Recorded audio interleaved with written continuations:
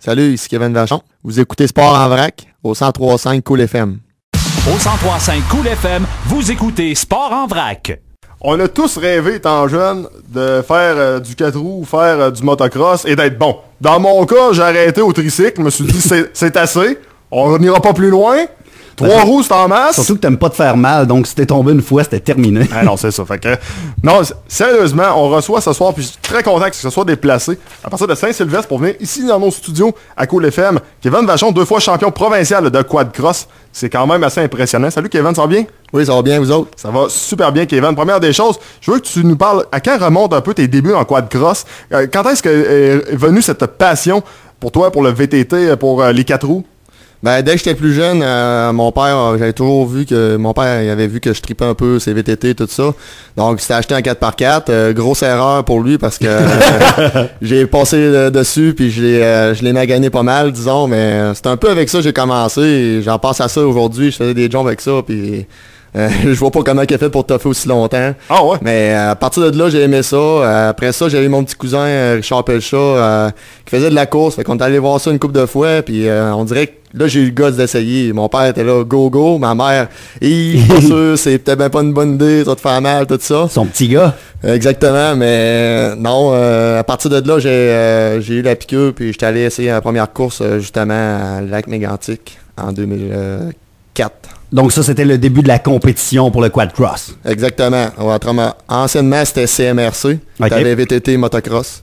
Mais à cette heure, ça s'appelle quad cross depuis 2007 environ. D'accord. Je veux que tu nous parles de l'entraînement. Ça a l'air de rien, là, mais je suis convaincu que ça prend un entraînement de fou pour être capable de bien performer dans ce sport-là. Ben exactement, le monde pense souvent on pèse à la clenche, on s'assied sur le 4 roues puis le tour est joué, mais ça prend plus que ça. Quand tu dis que tu lâches pas bien le gaz dans le virage, il faut un transfert de poids, il faut un breakage intensif au bon moment, puis une accélération au bon moment. Tout est dans le transfert de poids, toutes les manœuvres à faire, ils sont importantes ou sinon c'est un e-jack assez rapide. Est-ce que c'est justement des choses que tu as appris sur le tas en compétition ou tu as quand même eu droit à des bons conseils avant de rentrer dans le vif du sujet? Ben, comme j'ai dit un petit peu plus tôt, mon petit cousin Richard Pelchat m'a aidé à donner des conseils pratiques justement pour starter tout ça, puis m'aider à partir dans le bon sens. Puis au fur et à mesure, je me suis pratiqué, j'ai essayé des nouvelles choses, j'ai appris par mes erreurs. Ça arrivé une couple de fois qu'on verse, on tombe sur le côté, mais on s'en relève, on continue. Donc, ça a été lui un peu qui t'a éduqué, si je peux me permettre l'expression, dans ce sport-là. Est-ce que tu as eu d'autres entraîneurs outre lui? Non, ça a été vraiment plus lui je peux faire référence. Sinon, autrement dit, les personnes qui sont du côté des États-Unis, là, les meilleurs au monde, là, on les regarde, on les admire, puis on regarde qu'est-ce qu'ils font, puis qu'est-ce qu'on pourrait faire nous aussi de notre côté pour s'améliorer. Là, samedi passé, le 26 octobre, du côté de Drummondville, on t'a remis justement ton championnat pour le Quad Cross Québec, c'est ton 2e. Oui, exactement. Et là, comment ça s'est passé? Parce qu'on dit que tu as fait tous les podiums au courant de l'année. Donc, il y a combien de courses dans une saison de quad cross au Québec? Et est-ce que c'est courant que quelqu'un va faire tous les podiums la même année?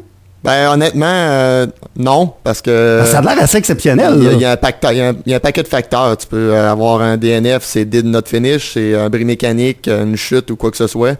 Donc, je n'ai pas eu cette année. J'ai fini toutes mes courses, puis en finissant toutes mes courses, ça me donne un accès à overall. Mais vous êtes combien de coureurs? Parce que j'ai été zioter le site Internet aujourd'hui et je voyais des choses, des fois, 162 pilotes, 257 inscriptions. 157 pilotes, 240 inscriptions. Est-ce que c'est toujours autant de gens? Autant de gens dans différentes classes. OK. On a débutants, intermédiaires, semi-pro, pro. Après ça, on a les classes plus jeunes. Il y a des 6-11 ans, des petits. Et toi, tu étais dans la classe professionnelle? Exactement. Pro 450. Vous étiez combien de concurrents? Entre 15 et 20. Tout dépendait des événements. Quand même. À quoi ressemble une course typique, normalement? Combien de tours? À quoi ça ressemble? Y a-tu des jumps? Comment c'est fait la piste? Peux-tu nous parler un peu? Carrément, c'est quoi une course typique que tu fais de quad cross? Ben, c'est un VTT qu'on modifie pour faire des sauts. Donc, on fait des sauts entre 10 et 120 pieds de long. Donc, c'est la même chose qu'un motocross, mais en VTT. Fait que c'est quand même... ça cogne, là, ça brasse. Là, tu viens d'attirer mon attention. 10 et 120 pieds, c'est quoi le plus grand saut que tu as fait? 120 pieds, ça a été pas mal mon maximum. Wow! Ben, il était gros. On tombe à peu près à 25 pieds dans les airs. T'as-tu le temps de penser quand... Ouais, pendant que t'es dans les airs, faire ce que je pourrais manger pour souper?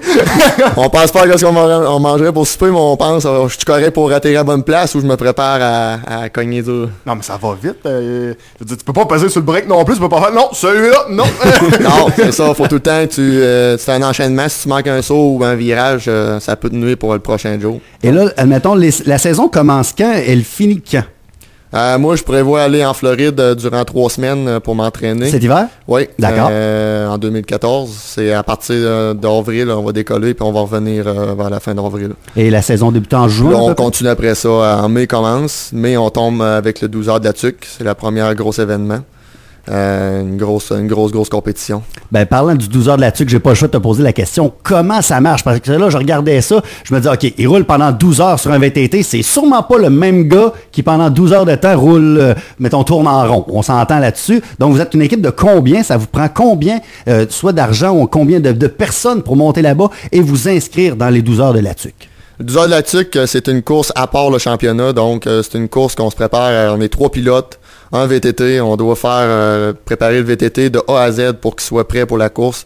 On a une étape deux étapes de jour, une étape de nuit. Donc, c'est relié en 3 étapes de 4 heures. Fait que c'est rough, c'est très exigeant, puis la mécanique est sollicitée à plein, puis on se ressort avec les mains pleines d'ampoules au sang, puis on se sent plus pendant 3 jours. Tantôt, tu parlais d'entraînement, donc c'est là où j'imagine le cardio rentre un peu en ligne de compte. Je comprends que tu es assis sur une machine, mais quand même, ça doit être assez... ça reste du cardio un minimum pareil, là. Ah, c'est la pire compétition qu'il n'y a pas. C'est des trous de 2-3 pieds de creux, puis c'est de même sur 5 km, puis on tourne là-dedans pendant 4 heures de temps, donc...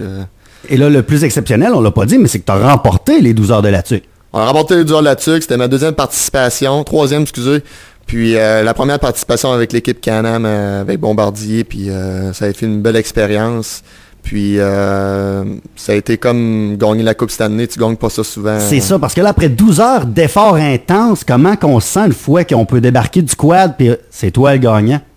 Tu le réalises pas sur le coup. Moi, non, personnellement, je suis quelqu'un qui est lent avant de réaliser ce qu'on accomplit ou dans n'importe quelle chose que j'ai gagné, mais après une semaine, tu te rends compte que j'ai gagné ça, puis il y a tellement d'hasard là-dedans, tu peux faire un flat, puis ça te coûte un tour, puis l'autre équipe suivante, elle passe en avant de toi. Fait que c'était vraiment le bon moment pour gagner, puis on l'a eu. À quoi ça ressemble les foules devant qui tu compétitionnes? Les spectateurs, il n'y a pas vraiment beaucoup de monde parce que c'est un sport qui est plus ou moins connu. Il n'y a pas beaucoup de publicité, on voit pas ça à la TV. Mais c'est vraiment un beau sport. On a plusieurs familles qui arrivent aux courses, puis les jeunes sont éduqués avec ça. Ils sont là le vendredi, puis ils repartent le dimanche. Ils sont pas dans les rues à traîner, puis à boire de la bière, puis faire plein de conneries. Exactement. Fait que, tu sais, c'est supervisé, c'est sécuritaire. On a des motos, c'est 10 minutes pour les jeunes, c'est 20 minutes pour les pros. Fait que ça te permet de te dépasser, ça te permet de trouver en toi une meilleure confiance aussi. Tu as également fini premier pour le X-Town Show du côté de Mirabel. C'est quoi ça? X-Town Show, ça a été un nouveau événement de la part de... Je me souviens plus trop le nom, je pense que c'est M. Corbeil. C'est lui qui gérait le Super Motocross avant, à Montréal, le SX. Du côté du Stade olympique. Exactement. Puis vu qu'il n'y a plus ça, ils ont décidé de faire un show à Mirabel, X-Town. Okay. C'est un show extérieur sous les lumières. Un gros show? C'est un gros show, oui. Beaucoup de monde. Montréal, ça attire beaucoup de monde. Beaucoup de publicité.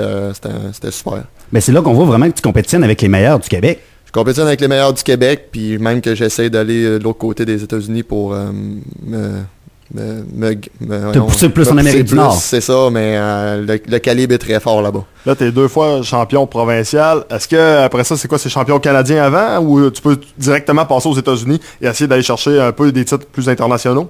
Aller aux États-Unis, c'est beaucoup trop cher. J'ai mon travail, il faut que je travaille par ici. Si je voudrais faire ça, il faudrait absolument pas que je travaille, je ferais juste ça. Mais essayer de vivre de ça, malheureusement, c'est ça, il manque de commandites. Mais il n'y a pas de championnat canadien, étant donné que c'est plus de nationaux, ça s'est terminé. Il manque de commanditaires au niveau du sport. Puis au niveau des Amériques, je peux aller quand que je veux. Il y a AMA, j'allais faire une course à New York avec les meilleurs au monde. C'était une belle expérience. Tu dis on manque de commanditaires. Est-ce que c'est un sport qui est en santé généralement? plus ou moins vu que le sport est en déclin, dans le sens que la crise économique baisse, les manufacturiers donnent moins, donc on se ramasse avec moins. Vous êtes comme au bout de la chaîne. Au bout de la chaîne, on est perdant, mais on essaie de quand même continuer vu qu'on aime ça, puis on vit de ça. Moi, j'ai une question. Comment elle coûte ta bébelle, ta machine? Là? Avec quoi tu cours? Comment ça coûte, ça? Ça équivaut à peu près à entre 20 et 30 000 piastres d'équipement dessus. C'est un gros joujou. Juste pour mettre le VTT prêt pour une course et sans compter toutes les dépenses d'une saison. Fait que ça chiffre assez vite. Là. Oui, on pourrait mettre la moitié de notre salaire chacun, on pourrait s'en payer une. Non, ça va être beau. On fait bien des blagues, là, mais sérieusement, le temps commence à nous presser, malheureusement. Max, as-tu une question avant qu'on parle des commentaires? Non, je te faisais signe d'une minute. Ah, OK. Une minute. On va défoncer. Tu veux m'auto-censurer? Non. C'est bien que le succès de cette émission passe par le fait qu'on défonce à chaque soir. Qu'on fait cette émission. Non, sérieusement, côté commanditaire, si on veut t'aider, donne un coup de main. Regarde, tu performes, t'es bon. 2 fois champion. Moi, je suis une compagnie. Je me dis, regarde, quand t'es capable de mettre de l'argent quelque part, je vais mettre de l'argent sur quelqu'un qui est capable de compétitionner, qui va me donner de la visibilité. Comment on fait? J'ai Facebook, c'est le moyen le plus simple. À Facebook, j'ai toutes mes coordonnées, rentrer en contact un peu comme vous avez fait avec moi. Puis, ce qui est assez facile. C'est assez facile, oui. Je suis présent là-dessus, puis je suis capable de répondre.